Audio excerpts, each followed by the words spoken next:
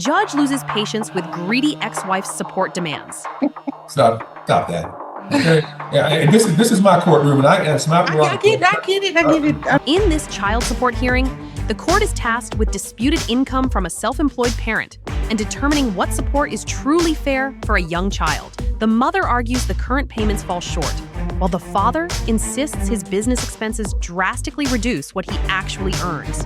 $1,500 is crazy. You asked me to pay. That's not what I make. The judge demands clarity before ruling. Here's what happened. Do you have access to private medical or dental insurance for Janiyah? I can't afford it. I have it for my job, but I can't afford it. How much does it cost? I don't know right off because I have to wait for open enrollment to even figure that out. How much does it cost for just you? I pay $170 a month. And then how often does Mr. Russell visit with Janiyah? So he's out of town. She goes to his house even if he's not there. Him personally picking her up maybe twice a month. Does he provide any additional money to you besides the child support? Me, no. So if I add up all the money coming in since January the 1st, 2025, your business made $106,796.15, correct? That's correct. You did a 2024 tax return that showed $90,000 in income, correct? Because I don't have it. I don't have 2024. Okay, but still, sir, that wasn't the question. The question was, did you send her the income tax return for that year? I did. She got it for $65,000. She read that. That isn't, sir. It's not your tax return. Well, I didn't make $90,000. My W-2 is how much I made. Okay, but your W-2 did not include your benefits from your VA benefits. So that's not part of your tax return, correct? Okay. Okay.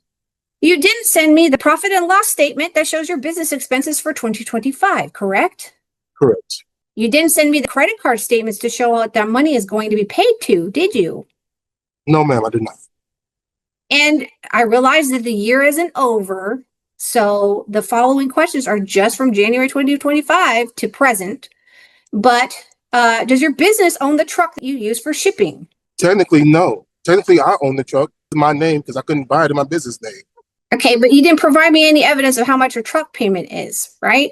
I have not yet finished filing for 2023 because the company I work for messed up the taxes on my 23 statement. In 2024, you have not filed either. You kind of did, but you want to go back on it. But here, the only problem, ma'am, is that he does have another 9 days to file his 2024 taxes. All right, he technically has another 9 days. I know. I'm just tired of having to take off work to come here to try to get some assistance with my daughter. He underpaid for so many years, and there's no extra that I'm being given to take care of a 15-year-old child. All right. So, like you said, I'm not a lawyer. I don't know law terms or anything like that. All I know is that based on the calculations that the AG just gave you, my business, JM Lanes, made $106,000 since January of this year. Joshua Russell did not make that amount of money. Joshua Russell pays over $10,000 a month just to run my business. It costs me $10,000 a month. Every dime I make, I pay 10% to a factoring company and to a dispatching service that keeps me running on the road. I still have to pay for fuel costs. I have to pay my insurance costs. I have to pay for my vehicle. On top of that, I still have to pay for insurance. Your Honor, only thing, I barely pay myself every month. I give myself the leftovers or whatever is left. I try to pay myself $2,500 a month. I don't even make that every month to pay myself. But I'm committed to trying to give myself $2,500 a month because that's what I need to pay my bills. I live off of credit cards, Your Honor. My business, the only reason that money goes from my business runs, I am in debt. I owe $60,000 in debt right now, Your Honor. $30,000 of which is on high interest credit cards. So I don't have more than the $625 that I'm paying now. I would like to stay at the $625 if that's possible. $1,500 is crazy. You asked me to pay insurance. You asked me to pay child support based on what my business makes. That's not what I make. My business is a whole different entity from myself. I get it, sir. Believe me, that 2024 income tax return, you need to get that in. And again, by law, you're supposed to have it done by the 15th, sir. It's not for my business. My business has only been operational for the last 8 months. All right, then, sir. I just don't want to pay. I just don't want to pay child support based off of what J.M. Lanes makes and what Joshua Russell makes. You understand what I'm trying to say? Yes, I know.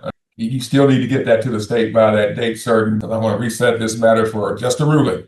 Just a ruling, and neither you have to show up. All right? Stop. Ma'am, here's the deal. Stop that. Okay. Yeah, and this is my courtroom, and it's my prerogative. I get it. I'm trying to give a fair amount, and obviously it's going to be somewhere between 600 and some change and 1,500. We're going to get you there, ma'am. The 23rd, is that correct, Belinda? All right, then. Neither you have to show up for this, but your case will be called, and the court will make a ruling on what the child support should be at that. Is there anything else at this time, Miss Gary? Nope, I'm just tired. Don't show up. Go to work on that Thursday, okay? Yes, sir.